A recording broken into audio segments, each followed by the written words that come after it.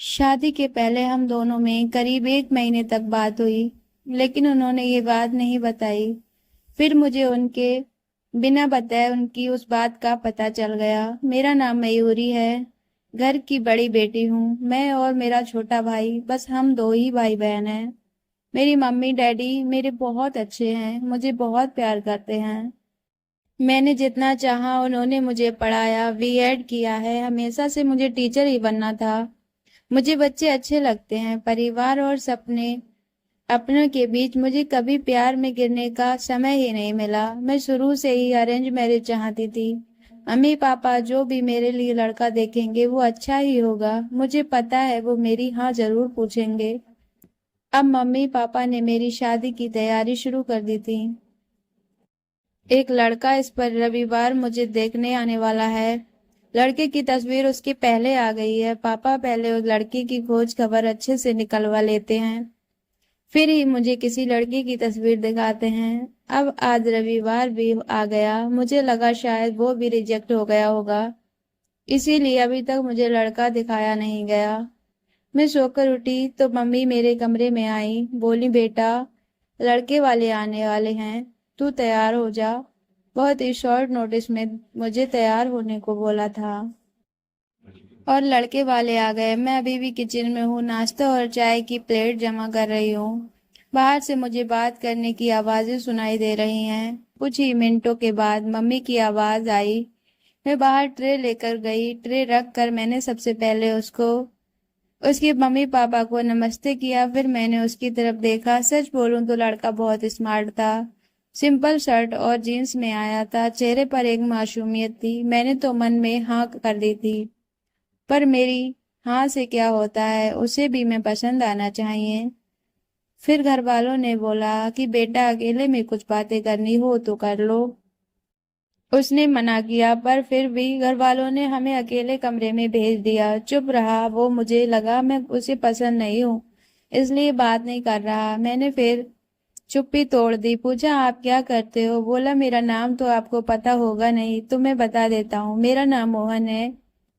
Business की party property है, business है। अपने बारे में फिर बताने लगा। कुछ देर हमारी बातें हुई, फिर बाहर से मम्मी की आवाज आ गई। बड़ों में बात हुई और रिश्ता तय हो गया। उसके घर वाले जल्द ही शादी करना चाहते थे। पिताजी ने अपनी खोज कर ली थी, इसीलिए शादी 1 महीने बाद ही तय हो गई। इस दौरान मैंने मोहन का नंबर लेकर उससे बात करना चाहिए। मुझे लगा कि वो थोड़े शर्मीले हैं, इसीलिए मैंने ही पहल की। करीब 1 महीने हम में बहुत बात हुई और प्यार वाली फीलिंग क्या होती है ये मुझे पता चल गया। फिर हमारी शादी का एक दिन आ गया और मैं अंदर ही अंदर बहुत खुश थी। मम्मी पापा को छोड़ जाने का गम तो था, लेकिन मुझे लगा कि मुझे सही जीवन साथी मिल गया है। सुहाग रात आ गई। मैं थोड़ी घबराई हुई बैठी थी बेड पर। वो आए और मेरे तरफ देखा। मैंने भी हल्की सी स्माइल पास की। मोहन ने कुर्ता पहन रखा था। वो थोड़ा घबराए लग रहे थे। मुझे लगा जैसे मैं नर्वस हूँ, शायद वो भी इसी तरह होंगे। मोहन अब बाथरूम में गए और कुर्ता चेंज करके आए। फिर मोहन आकर बोले कि तुम बहुत थक गई होगी, शायद आज आराम कर लो। मुझे लगा वो भी थके हैं, इसीलिए मैंने ज्यादा सवाल नहीं किए। अगली सुबह वो बाथरूम में फ्रेश होकर नहाकर और कपड़े भी अंदर ही चेंज करके आए। मुझे थोड़ा अजीब लगा। फिर मैंने सोचा शायद उनकी ये आदत होगी। अगली रात फिर आई और मोहन ने फिर ऐसा ही किया। अभी तक वो मेरे पास भी नहीं आए थे। अब मुझे लगा कि मोहन कुछ छिपा रहे हैं, क्योंकि उसके चेहरे पर साफ दिखाई दे रहा है। अगली रात जब वो बाथरूम से कपड़े चेंज करके आए तो मैंने उन्हें टोक ही दिया। आप क्या छुपा रहे हैं? कुछ बातें तो आप मुझसे कह सकते हैं। वो बोले, बात तो है, जल्दी तुम पता चल जाएगा, पर तुम्हें शायद बुरा लगेगा। मैंने बोला, आप नहीं बताओगे तो ज्यादा बुरा लगेगा।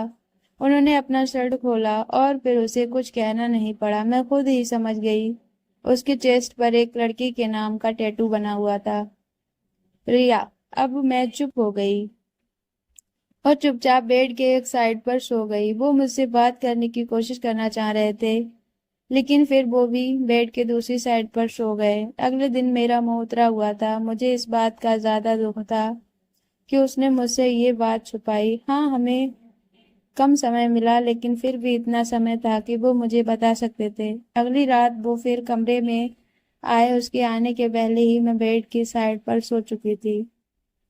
उन्होंने मुझे मेरी बाहों पर हाथ लगाया और बोला, तुम चाहो तो हम बात कर सकते हैं। मैंने बोला, आप क्या बताओगे? वो बोले कि मैं उस लड़की से प्यार करता था, लेकिन रिया को हमेशा से विदेश में शिफ्ट होना था, इसलिए जब उसे मौका मिला तो वो चली गई। मैंने पूछा, वो तुम्हें छोड़कर किसी और के साथ चली गई? बोले, हाँ।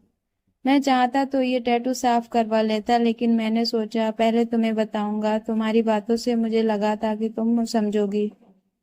फिर वो चुप हो गया। मैंने बोला, तुम मुझे शादी के पहले भी बता सकते थे। वो बोले, अगर मैं बताता तो क्या तुम शादी नहीं करती?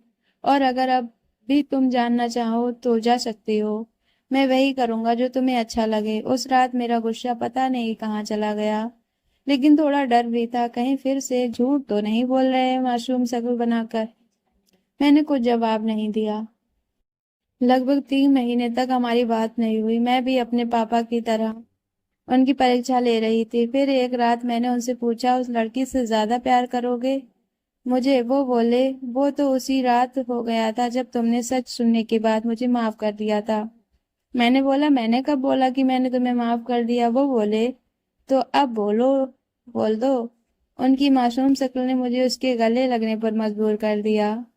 मुझे सच में अच्छा पति मिला है। आखिर अच्छे लोगों के साथ हमेशा अच्छा होता है। तभी इनको रिया ने ही मिली। तो दोस्तों, कहानी कैसी लगी कमेंट करके जरूर बताइए। अपने दोस्तों में शेयर कीजिएगा, वीडियो को लाइक कीजिएगा, चैनल को सब्सक्राइब कीजिएगा। मिलते हैं ऐसी नई वीडियो में, तब तक के लिए अपना ख्याल रखिए। Thanks for watching.